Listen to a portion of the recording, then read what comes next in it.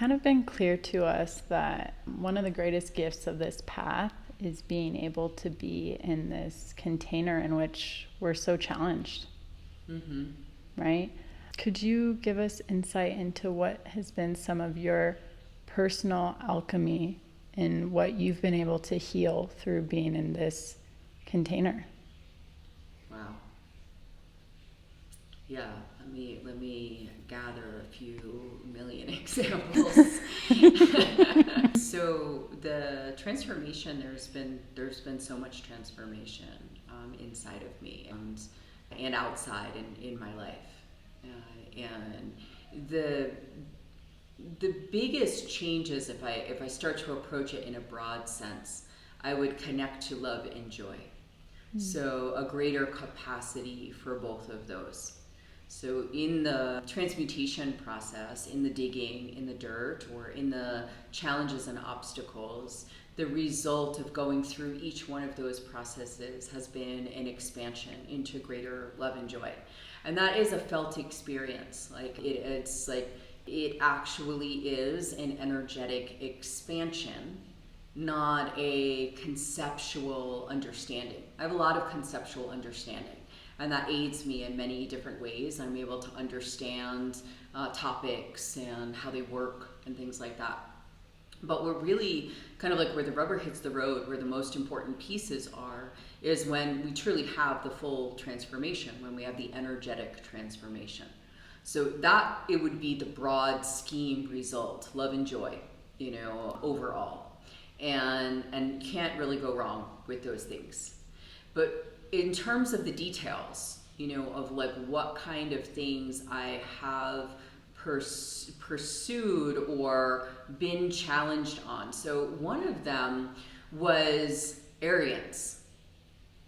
So I didn't really think I was a super arrogant person, actually, because I had already devoted my life to service before I was at the school, because I wanted to make the world a better place, because I wanted to see good things for the people around me, all of those kind of things. I was saying, with all my human limitation, like, my intentions were really good, and I wouldn't have considered them arrogant intentions. However, what I learned really was that there's quite a bit of arrogance in the mix, and that I had what I would call false gods. I really like that description, false gods, because it's like really whatever we put in the place of where like true God really should be, whatever we hold up in front of us. So one of the things that I held up was like my work. It's like my work was esteemed to a level that was beyond where it should. It's like I saw it as being more important than the grand unfolding of things. And I kind of cling to that because it was a lifeboat for me for a while. It was just like, in all the muck and the difficulty of life, I created something that I thought was beautiful, that was helpful, and that like really needed to exist in the world. And it isn't so much like it didn't need to exist in the world. It's just that it was held up as a higher ideal than love and alignment with God, or with what my personal calling is, which is like another piece of it, is that I have a calling that's outside just what it was that I had created. So that was one form of arrogance that was there. There are many, actually. I was much more arrogant than I wanted to admit. And but that was one of the lessons, and really it was about returning to the love of God. It was returning to a clarity inside myself about what my true purpose is, and in that all things fit within that.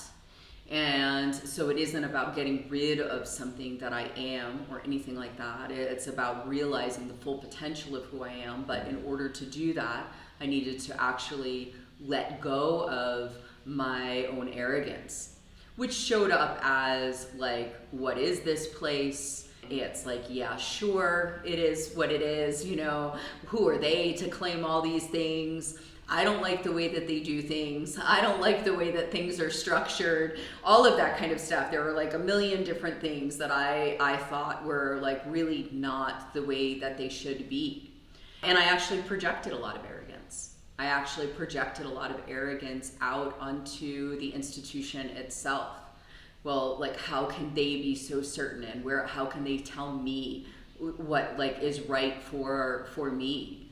You know, like there was a lot of that kind of thinking that was there that I was caught in, and that I needed to humble myself a little bit. And I was humbled because it's actually difficult to say what the qualities were that came forward.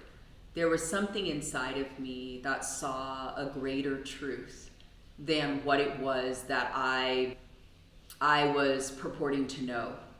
I could feel that, I could sense that it insisted itself upon me, even though I tried for it not to be true.